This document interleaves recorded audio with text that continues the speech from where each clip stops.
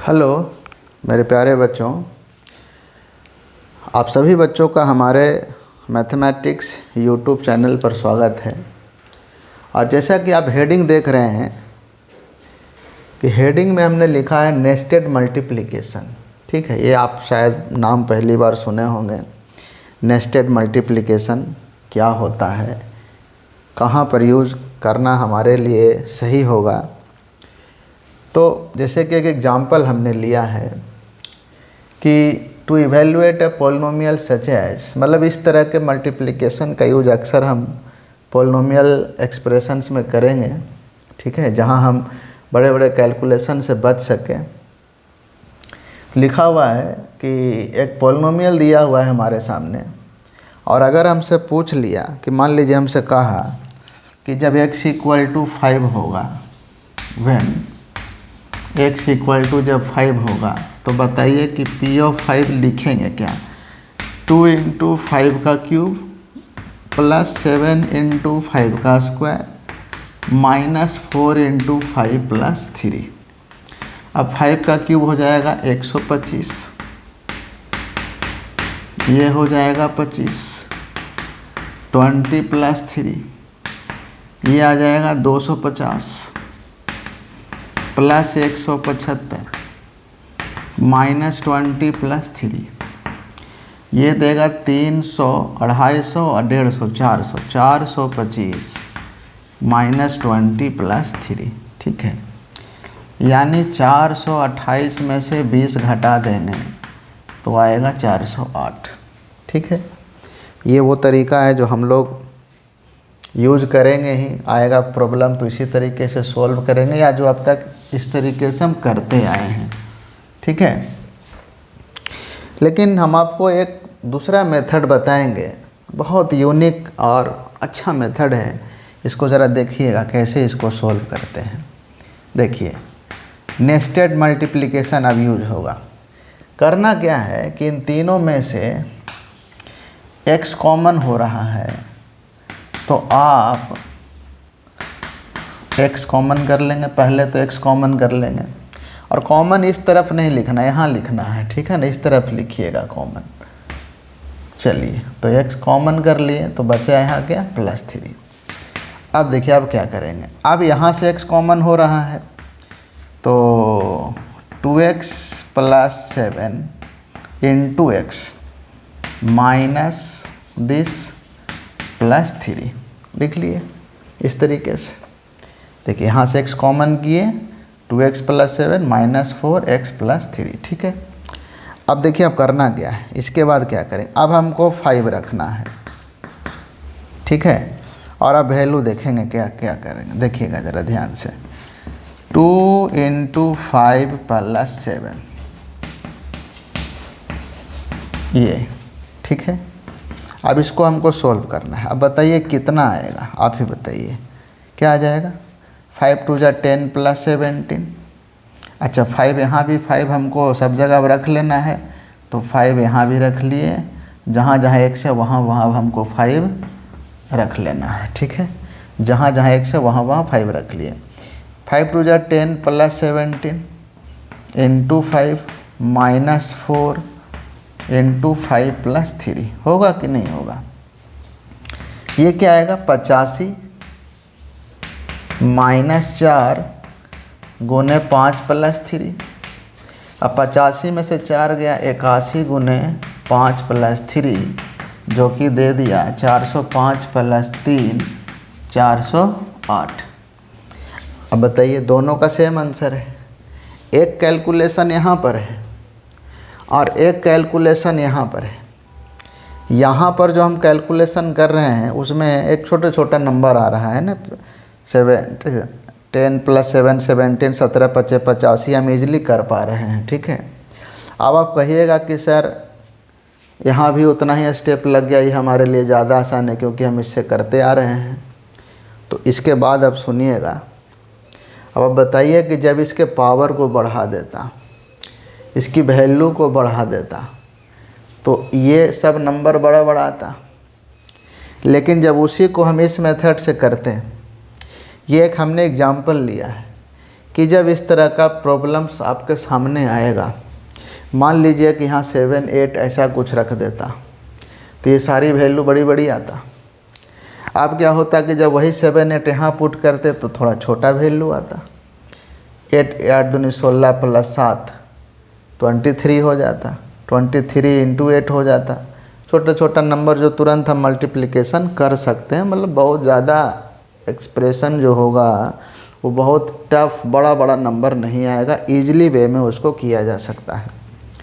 अब ये जो आप कर रहे हैं इसमें कर क्या रहे हैं, इसको ज़रा ध्यान देना है कि हम सिंपली जब इस तरीके से हमको लिख करके देता है कि जब किसी पोलिनोमियल में x की वैल्यू रखना है, इसका मतलब x माइनस 5 इक्वल टू है क्या, 0 है।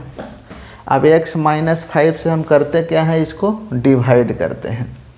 डिवाइड करने पर अगर 0 आता है तो रिमाइंडर 0 हो गया। लेकिन यहाँ पर आया क्या है, x की वैल्यू पुट करने पर 5 पुट करने पर 408, जिसको हम रिमाइंडर भी बोलते हैं या रिमाइंडर थ्योरम भी इसको कहा जाता है। कि मान लीजिए किसी पोलिनोमियल को अगर एक x माइनस 5 पोलिनोमियल से डिवाइड किया जाए तो उसका रिमाइंडर क्या आएगा, तो रिमाइंडर थ्योरम लगाइए। तो हम क्या करते हैं, सिंपली x की वैल्यू यहाँ पुट कर देते हैं तो हमारा रिमाइंडर आ जाता है। 0 आ जाता है तो कह देते हैं रिमाइंडर 0 आ गया, मतलब वो जो जिससे डिवाइड हम कर रहे हैं वो फैक्टर का काम करता है। ठीक है। अब बताइए कि जब हम इस पोलिनोमियल को, ये जो पोलिनोमियल दिया हुआ है इसको ज़रा ध्यान दीजिएगा। अभी इसमें कॉन्सेप्ट है कि ये नेस्टेड मल्टीप्लिकेशन आखिर हमको बताना क्या चाह रहा है। अब ज़रा ध्यान दीजिएगा, इसको थोड़ा हम नीचे लिख लेते हैं यहाँ पर कि 17 × 85 माइनस 4 गुने 5 प्लस 3 81 गुने 5 प्लस 3 डेट इज 405 प्लस 3 आया 408, ये आया हमारा। ठीक है। चलिए अब इसके बाद हम कह रहे हैं कि अगर x माइनस 5 से हम डिवाइड किए, ठीक है, ऐसे, तो इस पोलिनोमियल को डिवाइड करिए।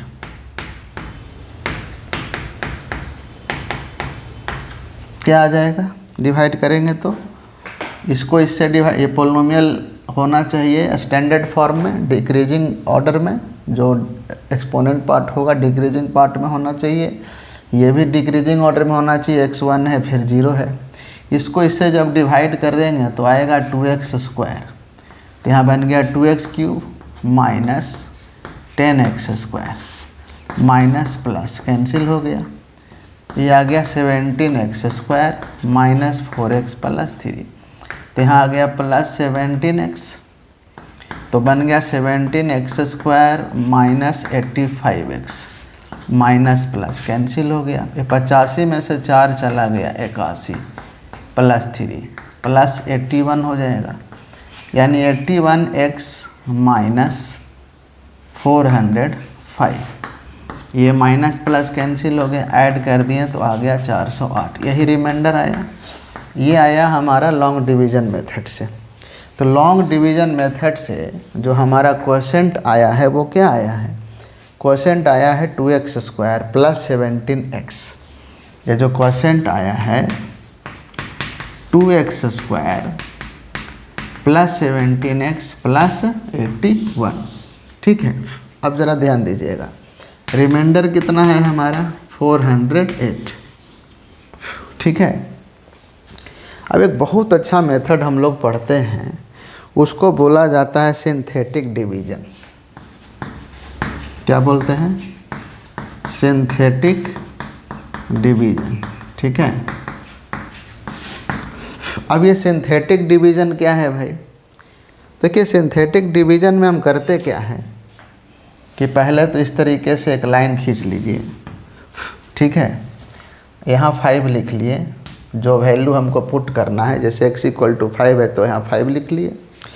अब करना क्या है ना, ये जो कोएफिशिएंट दिया हुआ है x³ का, x² का, x का, 3 का जो भी कोएफिशिएंट है वो लिख लेना है। मैंने हम यहाँ लिख लिया x² का x³ का 2 है, 2 के बाद 7 है, -4 है और +3 है। ठीक है, ये सारा कुछ हम लिख लें, कोएफिशिएंट लिख लेना है बस। ठीक है, अब देखिए अब करना क्या है, यहाँ लिखेंगे 0, यहाँ लिखेंगे 0। ठीक है, अब क्या करना है, इसको ऐड कर लेंगे, ऐड करेंगे 2 + 0 2 आया। अब इसको करना है मल्टीप्लाई, 5 2 = 10 जो कि यहाँ लिख लेंगे। ठीक है ना, इसको मल्टीप्लाई करके यहाँ लिख लेना है। अब फिर इसको ऐड करेंगे, 17 आ जाएगा। फिर 17 को मल्टीप्लाई करके यहाँ लिख लेंगे, यानी 17 × 5 = 85। फिर इसको ऐड करेंगे, 85 में से 4 चला गया, 81। फिर इसको ऐड करेंगे हम अगेन, इसको ये मल्टीप्लाई करना है, कितना आ जाएगा 405। ठीक है, यहाँ आया कितना 408। ये जो लास्ट में आता है ना, जो लास्ट में आता है इसको बोलते हैं रिमाइंडर। ये लास्ट में जो आया इसको क्या बोलेंगे, रिमाइंडर। अब ये जो बच गया, यहाँ जो बच रहा है, ये सब जो बचा, अब बताइए कि हम डिवीज़न कर किसका रहे हैं, क्यूबिक इक्वेशन का। तो जब डिवाइड आप करते हैं तो बदल किस में जाता है, क्योंकि हम x = 5 लिए हैं, तो हम क्यूबिक को डिवाइड कर रहे हैं लीनियर इक्वेशन से। समझिएगा इस बात को, क्यूबिक को डिवाइड कर रहे हैं, ये जो क्यूबिक है इसको डिवाइड कर रहे हैं लीनियर से, माने x - 5 से। ये लीनियर है, ये क्यूबिक है, तो इसका highest leading coefficient, leading degree क्या है इसका 3 है, हाईएस्ट डिग्री 3 है, इसका 1 है, 3 में से 1 चला गया, 2 बचेगा, यानी इसका जो क्वोशिएंट आएगा वो क्वाड्रेटिक इक्वेशन आएगा। अब ये जो नंबर आपको दिख रहा है ये हो गया हमारा क्वोशिएंट। क्या हो गया, क्वोशिएंट। ये क्वोशिएंट का कोएफिशिएंट, मतलब क्वाड्रेटिक इक्वेशन का कोएफिशिएंट है, मतलब ये x² का कोएफिशिएंट है। ऐसे देखिएगा ज़रा ध्यान से, ये x² का कोएफिशिएंट है, ये x का कोएफिशिएंट और ये कांस्टेंट टर्म हो गया। मतलब इसको ऐसे लिखेंगे 2x² + 17x + 81। ठीक है, 81 ये हमारा आया क्या, कोएफिशिएंट। और ये कोएफिशिएंट किसका है, क्वाड्रेटिक इक्वेशन का, ये x² का, ये x का, ये कांस्टेंट टर्म है, ये बन गया हमारा। ये इसको बोलते हैं सिंथेटिक डिवीज़न। यानी जब आप इस मेथड से डिवीज़न कर रहे हैं तो रिमाइंडर वही है, क्वोशिएंट वही है, बट ये इसको लॉन्ग डिवीज़न मेथड बोलते हैं। लेकिन जब आपको सिंथेटिक डिवीज़न भी आता है करने तो ये शॉर्ट टेक्निक हो गया, शॉर्ट ट्रिक हो गया। अब ये जो कॉन्सेप्ट हम लगा रहे हैं कि 0 किए 5 × 10, 5 × 2 10, फिर ऐड किए 17, फिर गुना किए 85, फिर ऐड किए 81, फिर गुना किए 405, ऐड किए 408। अब ज़रा ध्यान दीजिए, ये काम इस प्रोसेस में हो रहा है कि नहीं हो रहा है। नेस्टेड मल्टीप्लिकेशन में x में क्या कर रहा है, 5 10 आया, देखिए 5 को 2 से मल्टीप्लाई किए, 5 को 2 से मल्टीप्लाई किए, 10 आ गया, यहाँ 10 आ गया। 10 में +7 क्या कर दिया, ऐड कर दिया, 17 आ गया। देखिए 17 में फिर 5 से मल्टीप्लाई किया, 85 आ गया, यहाँ 85 में -4 कर दिया, 85 आ गया। 85 - 4 किए तो 81 आ गया। देखिए अब फिर 81 में 5 का मल्टीप्लाई किए तो लिखे 405, ये देखिए 405, फिर 3 ऐड किए 408। तो आप सोच रहे होंगे, या इससे अगर इसको आप नहीं जानते होंगे तो आपको लगता होगा कि ये रूल काम कैसे कर रहा है। सिंथेटिक डिवीज़न जो हम सिर्फ कोएफिशिएंट लिख के काम चला लेते हैं, तो ये रूल बना कैसे। ये रूल बनाने के पीछे यही कारण था। ठीक है, ये नेस्टेड मल्टीप्लिकेशन ही है जिसकी वजह से हम सिंथेटिक डिवीज़न जो करते हैं ना, जिसमें हम सिर्फ कोएफिशिएंट का इस्तेमाल करते हैं, उससे हमारा क्वोशिएंट और रिमाइंडर निकल करके बाहर आ जाता है। ठीक है, चलिए, तो आपको कैसा लगा आप कमेंट ज़रूर कीजिए। और इस तरह के यूनिक कॉन्सेप्ट पर आपको अगर मतलब जानकारी लेना है तो आप मेरे चैनल को फॉलो करिए, आपको इसी तरह का देखने को मिलेगा कॉन्सेप्ट। और नेक्स्ट वीडियो में हम एक और ज़बरदस्त कॉन्सेप्ट लेकर के आएंगे। सो आज के लिए इतना ही। Thank you very much.